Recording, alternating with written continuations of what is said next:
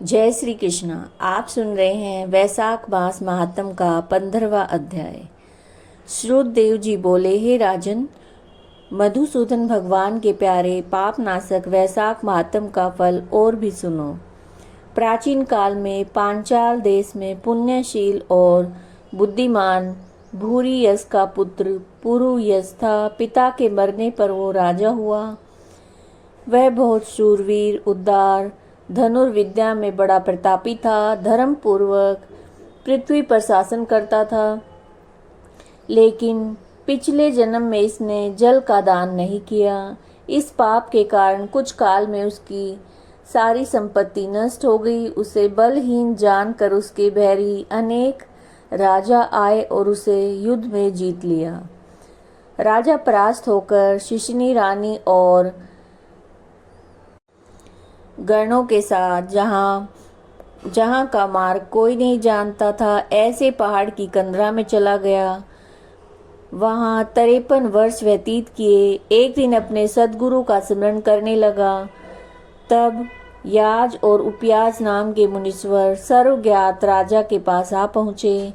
राजा उन्हें देखकर उठ खड़ा हुआ और भक्तिपूर्वक सिर झुकाकर उनके चरणों में गिर पड़ा। दोनों मुनियों ने राजा को उठाया और आंसू पोंछे। तब राजा ने मुनियों से प्रश्न किया, हे मुनीश्वर, मेरे दुख का कारण विस्तार पूर्वक मुझसे कहिए। मेरे सद्कर्म करते हुए भी मेरी सारी संपत्ति नष्ट हो गई। मुझे महान कष्ट क्यों भोगना पड़ रहा है?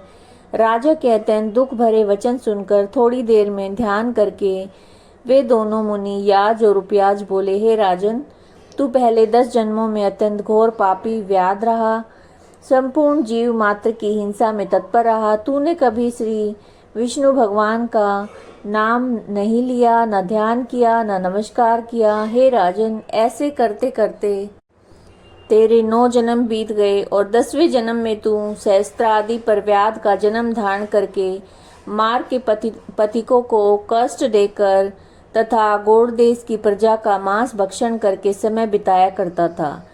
मृग और पक्षियों के छोटे छोटे बच्चों का वध करने के कारण तेरे इस जन्म में संतान नहीं हुई।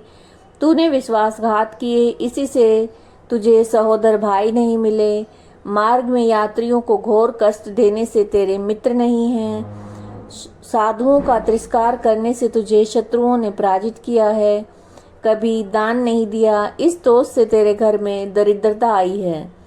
सदा उद्वेग कराने से तुझे देश निकाला हुआ और सबका हित करने से तुझे अत्यंत दुसह दुख भोगने पड़े हैं। सदा क्रूर कर्म करने से भोजन भी नहीं मिलता। इन सभी कर्मों के द्वारा इस जन्म में तेरा राज्य छिन गया है। अब हम तेरे सतकुल में जन्म लेने का कारण बताते हैं। जब 10वें जन्म में तू गौड़ देश में था तो पथिकों को बड़ा कष्ट दिया करता था।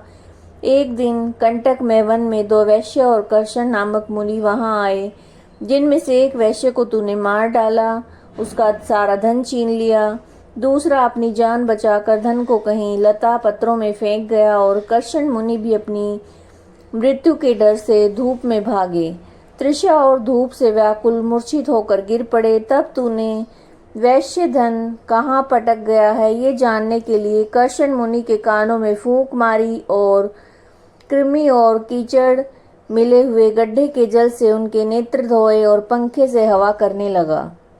तब मुनि ने स्वस्थचित हो जाने पर और तेरे पूछे जाने पर वैश्य का धन पेड़ों में फेंक कर भाग जाने की बात कही। तब तू मुनि को सुखपूर्वक चले जाने को कहकर गहन वन में चला गया।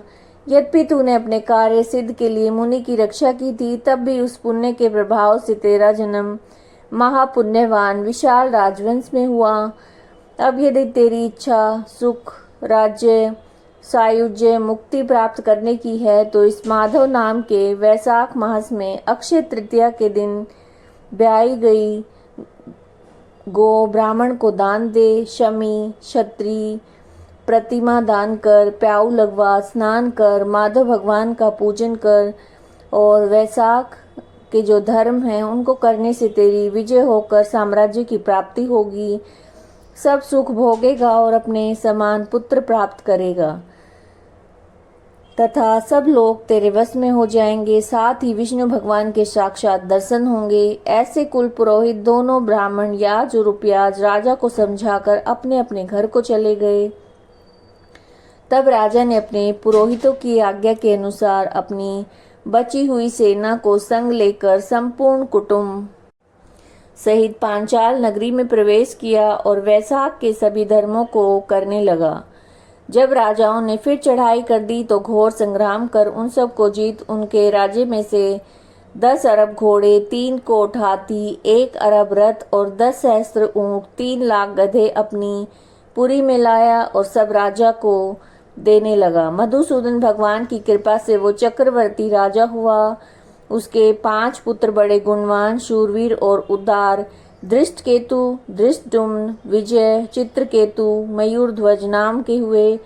संपूर्ण प्रभा, अनुराग और विश्वास करने लगी। फिर पांचाल देश का राजा निष्काम चित होकर मधुसूदन भगवान की पूजा के लिए सभी धर्म करने लगा, जिनमें प्रसन्न होकर मधुसूदन भगवान ने अक्षय तृतीया के दिन चारों भुजाओं में शंख, चक्र, पद्म लेकर पीताम्बर धारण किए, वनमाला पहने, लक्ष्मी और अनुचरों सहित गरुड़ पर चढ़कर साक्षात दर्शन दिए। उनके असहनीय तेज को देखकर राजा ने नेत्र बंद कर लिए। फिर उनके दर्शन करके हर्ष के मारे सब देह में रोमांच खड़ा हो गया, नेत्रों से आंसू गिरने लगे और अत्यंत भक्ति पूर्वक हाथ जोड़कर सिर झुकाकर स्तुति करने लगा। ये वैशाख महात्म का 15वां अध्याय आप सुन रहे थे। अब 16वां अध्याय।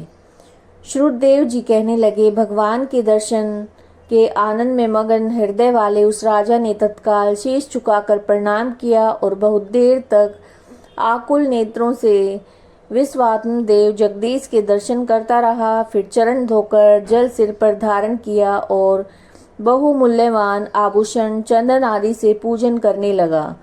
धूप, दीप, फूल, माला, नैवेद्य और आत्म समर्पण आदि से विष्णु भगवान को प्रसन्न करके बोला, हे निर्गुण विश्व मूर्ते, आपके चरणारविंद धन्य हैं। ये चरण शरणागतों के पाप को दूर करने वाले हैं। तुम्हारे चरणारविंद को भूलकर तृषा से व्याकुल अनेक योनियों में भ्रमण करता हूँ। ना मैंने दान किया, ना साधु सेवा की, ना तुम्हारी कथा सुनी। उस अपराध से शत्रुओं ने मुझे पराजित कर दिया, मेरा वैभव नष्ट हो गया तो मैं वन में गया। मेरे अपने गुरुओं के स्मरण करते ही गुरु ने आकर मेरी दीन दशा पर दया करके दुख से छुड़ाने का उपाय बताया। उनके बताए वैशाख के धर्म कार्य जो शुभ फल देने वाले हैं मैं करने लगा, जिनके प्रभाव से मुझे संपूर्ण वैभव मिला है और मैं अत्यंत प्रसन्न हूँ।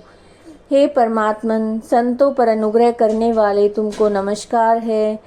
हे जगन निवास, हे देवेश, आप प्रसन्न हो जाइए, जिससे आपके चरण कमलों में मेरी स्मृति हो। हे प्रभु, पुत्र, स्त्री और कोश आदि में मेरी आसक्ति न हो। मेरा मन आपके चरणारविंदों में लगे और मेरी वाणी आपकी दिव्य कथा कहने में लगी रहे।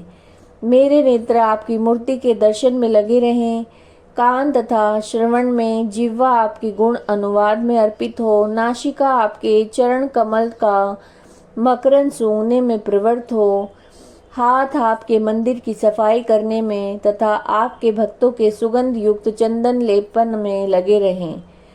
पांव आपकी कथा में ले जाएं और मेरी मूर्धा सदा आपकी वंदना में, कामना आपकी कथा में, बुद्धि आपके विचार में लगी रहे। साधु संग और आपकी श्रेष्ठ कथाओं के गान में मेरे दिन बीते। हे प्रभु, एक पल भी आपके प्रसंग बिना व्यतीत ना हो। हे विष्णु, मैं संपूर्ण राज्य, पुत्र, पौत्रादि किसी की भी इच्छा नहीं करता। मैं आपके चरण कमल की सेवा का इच्छुक हूँ। राजा की ऐसी स्तुति सुनकर भगवान प्रसन्न होकर बोले, तुम पाप रहित, निष्काम, मेरे भक्तों में श्रेष्ठ हो। 10 सहस्त्र वर्ष की तुम्हारी अवस्था हो, दिव्य धन संपत्ति, मेरी दृढ़ भक्ति और अंत में मेरी सायुजता मिलेगी। जो प्राणी तुम्हारी की हुई स्तुति करेंगे, मैं उन पर प्रसन्न होकर उन्हें निसंदेह भक्ति और मुक्ति दूंगा। आज के दिन अक्षय तृतीया में स्नान दान आदि करने, गोदान करने, बेल दान करने और पितृेश्वरों के निमित्त श्राद्ध करने से अक्षय फल प्राप्त होता है। मृत्यु, जरा, भय, पाप सब नष्ट हो जाते हैं। मैं वैशाख धर्मों से प्रसन्न होता हूँ, जिनके करने से तप अव्यय पद प्राप्त होता है। जो प्राणी मेरे चरणों का स्मरण करेगा उसे प्रायश्चित की आवश्यकता नहीं है। तुम गुरु के उपदेश से वन में आकर वैशाख धर्मों में तत्पर हुए हो और जगत के नाथ भगवान की आराधना से तुम्हें सब वस्तु प्राप्त हो गई हैं। इस धर्म से प्रसन्न होकर मैंने तुम्हें दर्शन दिए हैं। अब तुम देवताओं के लिए दुर्लभ इच्छित भोगों को भोगो। देवादि देव जनार्दन राजा को ऐसा वर देकर वहीं पर अंतर्ध्यान हो गए। तब वह राजा अत्यंत प्रसन्न हुआ। तदंतर गुरु महात्माओं का सत्संग करके नित्य प्रति ज्ञान प्राप्त करने लगा और वासुदेव भगवान के अतिरिक्त किसी को नहीं मानता था। वैशाख के सभी धर्मों को बार बार करने से पुत्र पौत्र आदि की वृद्धि हुई और संपूर्ण मनोरथ भोग कर अंत में चक्रपाणि विष्णु भगवान की सायुजता को प्राप्त हुआ। जो इस परम सुंदर आख्यान को सुनते हैं, सुनाते हैं, वो सभी पापों से छूटकर विष्णु भगवान के परम पद को प्राप्त होते हैं। ये आप वैशाख मास महात्म का 15वां और 16वां अध्याय आप सुन रहे थे। अगर आपको वीडियोज अच्छी लग रही हैं तो लाइक कीजिएगा, शेयर कीजिएगा और चैनल को सब्सक्राइब कीजिएगा। जय श्री कृष्णा।